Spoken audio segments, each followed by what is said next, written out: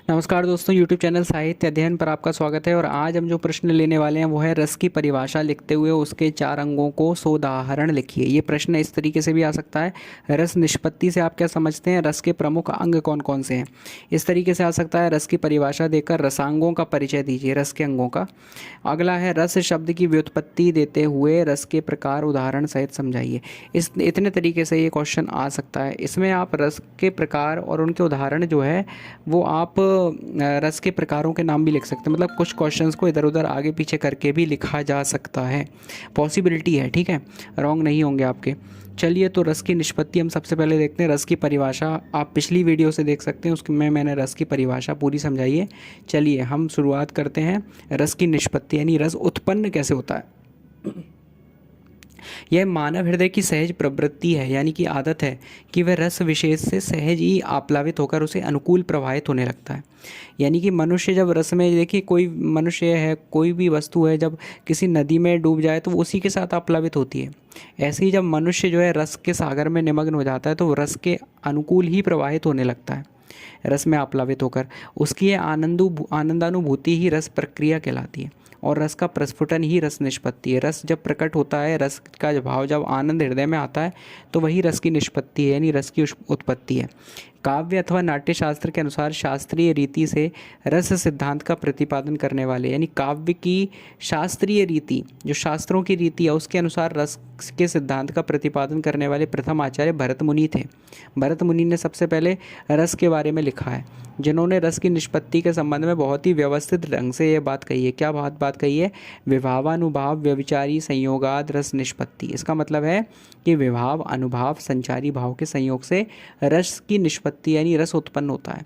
कहने का तात्पर्य है कि जिस प्रकार से वसुंधरा के हृदय प्रदेश में यानी धरती के बीच में व्याप्त मिट्टी में गंध पहले से ही विद्यमान रहती है। मिट्टी में गंध तो पहले से रहती है, लेकिन गंध हमें आती नहीं है मिट्टी की सौंधी खुशबू आती नहीं है, महक आती नहीं है, किंतु वर्षा की बूंदें उसे सहज जागृत कर देती हैं। जैसी वर्षा की बूंदें धरती पर पड़ती हैं तो मिट्टी की सौंधी सौंधी खुशबू हमें आने लगती है। अब गंध तो मिट्टी में पहले से थी, लेकिन गंध क्या पानी में थी? नहीं ना, मिट्टी में थी ना। लेकिन मिट्टी की सौंधी सौंधी खुशबू हमें तब आई जब उसमें पानी की बूंदें पड़ी, ठीक है। तो वर्षा की बूंदें उसे सहज जागृत कर देती हैं और सौंधी सुगंध समस्त वायुमंडल में भर जाती है।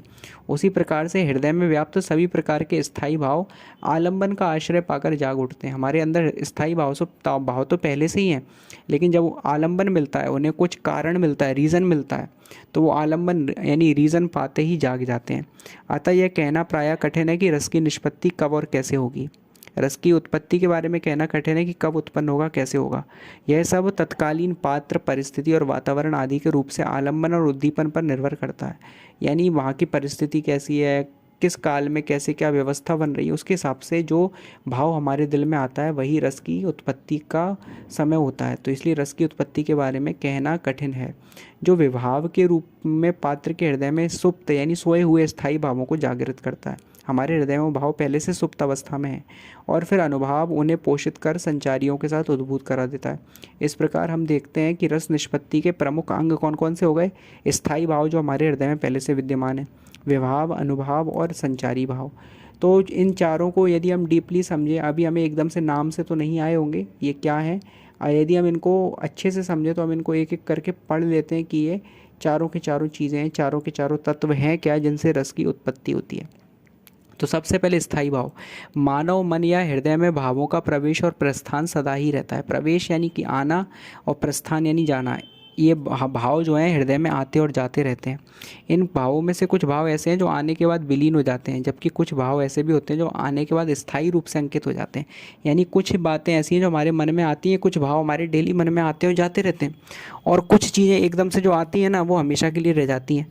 तो भाव भी 2 प्रकार के होते हैं, एक आने जाने वाले और एक आके ठहर जाने वाले, ठीक है। तो 2 प्रकार के भाव हैं। सामान्यतः स्थायी भाव 9 है, फिर भी इनकी प्रमुख मात्रा 10 मानी गई है, जो इस प्रकार है।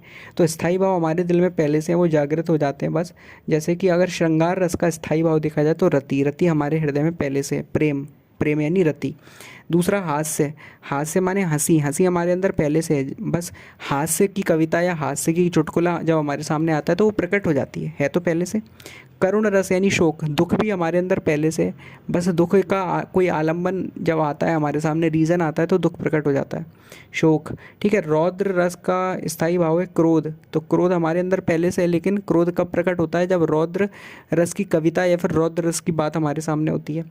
फिर वीर रस का भाव है उत्साह, उत्साह भी पहले से है, लेकिन जब वीर रस की कविता, वीर रस की बात हमारे सामने होती है, हमारे जवानों की, हमारे क्रांतिकारियों की, तो उत्साह हमारे अंदर प्रकट हो जाता है। भयानक रस का स्थायी भाव है भय, डर। बीभत्स रस का स्थायी भाव है घृणा। अद्भुत रस का स्थायी भाव है विस्मय। शांत रस का स्थायी भाव है निर्वेद। और वात्सल्य रस का स्थायी भाव है वत्सल, यानी माता पुत्र, पिता पुत्र का प्रेम। ठीक है। विभाव क्या है, विभाव समझते हैं। विभाव का अर्थ कारण है, यानी रीज़न है। भरत मुनि ने नाट्यशास्त्र में लिखा है, जो वाणी और अंगों के अभिनय के आश्रय से उनके अर्थों का की विभावना, उद्बोधन या अनुभव कराते हैं। जो रीज़न बनते हैं रस को प्रकट करने का, अर्थात उन्हें आस्वाद के योग्य बनाते हैं, फील करने के योग्य बनाते हैं, उन्हें विभाव कहते हैं। आचार्य रामचंद्र शुक्ल के अनुसार विभाव से अभिप्राय उन वस्तुओं या विषयों के वर्णन से है जिनके प्रति किसी प्रकार का भाव या संवेदना होती है, मतलब जिनसे कुछ ना कुछ भाव जुड़े हों, वे ही विभाव कहलाते हैं। विभाव के दो प्रकार हो सकते हैं, आलम्बन विभाव और उद्दीपन विभाव। आलम्बन यानी कि एक आश्रय होता है जिसके आधार पे हमारे मन में भाव प्रकट होते हैं, और जिसमें भाव प्रकट होते हैं वो उद्दीपन है। ठीक है। तो आलम्बन और उद्दीपन। आलम्बन विभाव, आलम्बन के विषय में कहा है, आलम्बनो नायिका दिस्तंभ मालम्ब्य रसोद्गमात, यानी अर्थात आलम्बन विभाव ये है कि जिन पात्रों का आलम्बन हो लेकर सामाजिक के रस रत्यादि स्थायी भाव रस रूप में बदल जाते हैं। जैसे मान लीजिए एक चकोर है, चकोर चंद्रमा को देख के सोचता, चंद्रमा तो नहीं देख रहा, चकोर, चंद्रमा आलम्बन है। ठीक है। श्रृंगार रस के नायक नायिका, युद्ध क्षेत्र में वीर रस में अर्जुन और कर्ण आदि आलम्बन विभाव के भी दो भेद हैं, विषय और आश्रय। विषय क्या है, विषय को आलम्बन के नाम से भी जाना जाता है। विषय के आलम्बन से रस की अनुभूति होती है, रस फील होता है। दूसरे शब्दों में जिस पात्र के प्रति किसी के भाव जागृत होते हैं, जिस भी कैरेक्टर के प्रति हमारे भाव जागृत होते हैं, वही आलम्बन है, वही कैरेक्टर आलम्बन है। जैसे सीता जी, मान लीजिए राम सीता के बारे में बात हो रही है और राम को देख के सीता मुग्ध हो रही हैं, तो राम तो हो गए आलम्बन और सीता हो गई उद्दीपन। तो राम विषय भी हैं और आलम्बन भी हैं। उदाहरण के लिए वीर रस में महाभारत के युद्ध में कर्ण को देखकर अर्जुन के मन में उत्साह उत्पन्न होता है। किसको देख के होता है, कर्ण को देख के अर्जुन के मन में उत्साह आ रहा है, तो कर्ण क्या है, आलम्बन का, आलम्बन है या फिर विषय है। ठीक है। अब आश्रय देखिए, आश्रय क्या, आश्रय के विषय में कहा है, आश्रयस्तु आचारा, अर्थात आश्रय आधार होता है, बेस होता है। उदाहरणार्थ वीर रस में महाभारत के युद्ध में कर्ण को देखकर अर्जुन के हृदय में उत्साह भाव उत्पन्न हो रहा है, यहाँ पर अर्जुन जो है वो आश्रय हैं। तो आलम्बन के दो पार्ट हो गए, कौन कौन से, विषय और आश्रय। तो विषय होता है वो जिसको देख के रस प्रकट होता है, और आश्रय वो होता है जिसके अंदर रस उत्पन्न होता है। ठीक है। आगे बढ़ते हैं उद्दीपन। उद्दीपन क्या है, आश्रय के हृदय में जागृत हुए स्थायी भाव को जो भाव और अधिक उद्दीप्त करते हैं, यानी बढ़ाते हैं, उन्हें उद्दीपन विभाव कहते हैं। उद्दीपन विभाव के विषय में साहित्य दर्पण में कहा है, उद्दीपन विभावस्ते रसम उद्दीपयन्ति। या अगर हम ऐसे मान लें कि जैसे कि बहुत सुंदर बगीचा है, भौरे गुंजार कर रहे हैं, परिस्थितियाँ ऐसी हैं जो अनुकूल बना रही हैं प्रेम को, और नायिका ने नायक को देखा, हीरोइन ने हीरो को देखा, तो हीरोइन के मन में कुछ भावनाएं आ रही हैं, प्रेम आ रहा है, किसको देख के, हीरो को देख के। तो हीरो हो गया आलम्बन या फिर आश्रय, आलम्बन या फिर सॉरी क्षमा कीजिए विषय। ठीक है। आलम्बन या फिर विषय। ठीक है। और हीरोइन हो गई आश्रय, उसके मन में भाव उत्पन्न हो रहा है, और जो भाव को बढ़ाने वाली चीज़ें जो हो रही हैं, परिस्थिति जो निर्मित हो रही है, वही है उद्दीपन। अब आप उद्दीपन समझ गए होंगे, अर्थात जो वस्तु या स्थिति अंकुर के समान स्थायी भावों के लिए खाद, पानी और सूर्य की किरणों का काम करती है। जो परिस्थितियाँ हैं, भौरों का गुंजार, फूलों का खिलना और गाना बज रहा है एक, ठीक है, तो वो सब क्या हो रहा है, उससे उसके मन में और भी ज़्यादा भावनाएँ आ रही हैं, और भी ज़्यादा शर्म आ रही है, लजा रही है वो, तो ये उसके लिए क्या काम कर रहे हैं, खाद, पानी और सूर्य की किरणों का काम कर रहे हैं, उन्हें उद्दीपन विभाव कहते हैं। उदाहरण के लिए श्रृंगार रस में चांदनी रात, फूलों की सुगंधित हवा, एकांत प्रदेश, नदी का एक छोर, ठीक है, चांद उगा हुआ और फूल खिले हुए, ये सब क्या काम कर रहे हैं, उद्दीपन का काम कर रहे हैं, तो ये सब उद्दीपन कहलाएंगे। तो ये तो हो गया उद्दीपन। चलिए अब ये तो आ गया था किसके अंतर्गत, ये आ गए थे हमारे विभाव के अंतर्गत। अब तीसरा तत्व हम देखते हैं, तीसरा तत्व है हमारा अनुभाव। स्थायी भाव के पश्चात आश्रय की शारीरिक चेष्टाएं उत्पन्न होती है। कुछ ना कुछ शरीर में बदलाव आते हैं जब हम रस को फील करते हैं, तो उस रस को फील करने का शरीर में जो बदलाव आते हैं वही अनुभव कहलाते हैं। जो फीलिंग आती है वही, यानी जो अनुभव आता है उसी को अनुभव कहते हैं।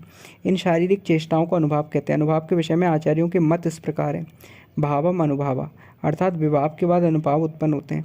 अनुभावयन्ति इति अनुभवा, अर्थात जो रति आदि स्थायी भावों का अनुभव कराते हैं। इस प्रकार से कहा जा सकता है कि आश्रय की वे बाह्य चेष्टाएं जो स्थायी भावों को जगाकर इनका अनुभव भी कराती हैं, उन्हें अनुभव कहा जाता है। उदाहरण के लिए श्रृंगार रस में श्री राम का सीता को टकटकी लगाकर देखना, आंखों का तिरछा करना, मतलब जो शारीरिक क्रियाएं हैं, मधुरालाप, मुस्कुराना आदि अनुभव हैं। वो सारी चेष्टाएं ही अनुभव कहलाती हैं। ठीक है, इस प्रकार के अनुभवों की संख्या तो अनंत है। आप कितनी चेष्टाएं करोगे इसका कोई लिमिट नहीं है, कोई गिनती नहीं है। फिर भी मुख्य रूप से आंगिक, वाचिक, आहार्य और सात्विक अनुभव माने गए। आंगिक यानी अंग से, वाचिक यानी बोलकर वाणी से, आहार्य यानी अंदर केवल चेष्टाएं करके, सात्विक अनुभव ये माने गए। ठीक है, संचारी भाव फोर्थ चीज़ है रस को उत्पन्न करने वाली। 3 तो हम पढ़ चुके। चौथा तत्व है संचारी भाव यानी व्यभिचारी भाव। संचारी भाव का दूसरा नाम व्यभिचारी भाव भी है। ये स्थायी भाव को पुष्ट करते हैं। जो पहला स्थायी भाव था जो हमने 10 पढ़े थे, उनको पुष्ट करने में हेल्प करते हैं संचारी भाव, और उन्हें लुप्त भी यही करते हैं, छुपाते भी यही हैं। इसलिए यह कहना बिल्कुल सत्य है कि ये कभी भी स्थिर नहीं रहते। संचारी भाव कभी स्थिर नहीं रहते। स्थायी भाव स्थिर रहते हैं, संचारी भाव स्थिर नहीं रहते। स्थायी भाव में रस निष्पत्ति करके कभी ना स्थिर रहने वाले मनोविकारी चित्त वृत्तियाँ ही संचारी भाव है। संचारी यानी संचरण करते रहना, आना और जाना इनका काम है, इसलिए इनका नाम है संचारी। और जो स्थिर रहते हैं, स्टेबल रहते हैं, वो है स्थायी। तो ये इनके बीच का अंतर है। तो स्थायी भाव कौन कौन से होंगे देखिए, 33 हैं। इनके नाम है निर्वेद, ग्लानि, शंका, श्रम, धृति, जड़ता, हर्ष, दैन्य, उग्रता, चिंता, त्रास, असूया, अमर्ष, गर्व, स्मृति, मरण, दम, स्वप्न, निद्रा, विरोध, व्रीड़ा यानी कि लज्जा, शर्म, अपस्मार यानी मृगी, मोह, मति, अलसता यानी आलस, आवेग, वितर्क यानी कुतर्क, अवहिला, व्याधि यानी तकलीफ, उन्माद, विषाद, दुख, और विषाद यानी दुख, औत्सुक यानी उत्सुकता, चपलता यानी चंचलता। ये 33 जो है संचारी भाव हैं। आप सभी जानते हैं कि इन 33 में से ऐसा एक भी नहीं है जो हमेशा के लिए रहता हो, आने जाने वाले हैं ये सारे के सारे। ठीक है, तो यह ज्ञातव्य है, यानी ज्ञात है कि स्थायी भाव तो रस परिपारक तक सीमित रहता है और इसे कोई भी विरुद्ध या अविरुद्ध भाव प्रभावित नहीं कर सकता। स्थायी भाव वैसा के वैसा ही रहेगा, बदलेगा नहीं।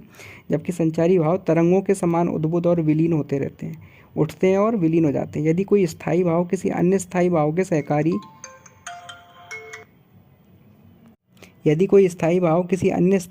सहकारी यानी साथ में कारण के रूप में उपस्थित होता है, तो वह भी संचारी भाव ही होता है, स्थायी भाव नहीं। ठीक है, यानी कि कोई स्थायी भाव अगर किसी अन्य स्थायी भाव के साथ उत्पन्न होगा तो वो स्थायी भाव नहीं माना जाएगा, वो उसका संचारी भाव माना जाएगा, स्थायी भाव नहीं माना जाएगा।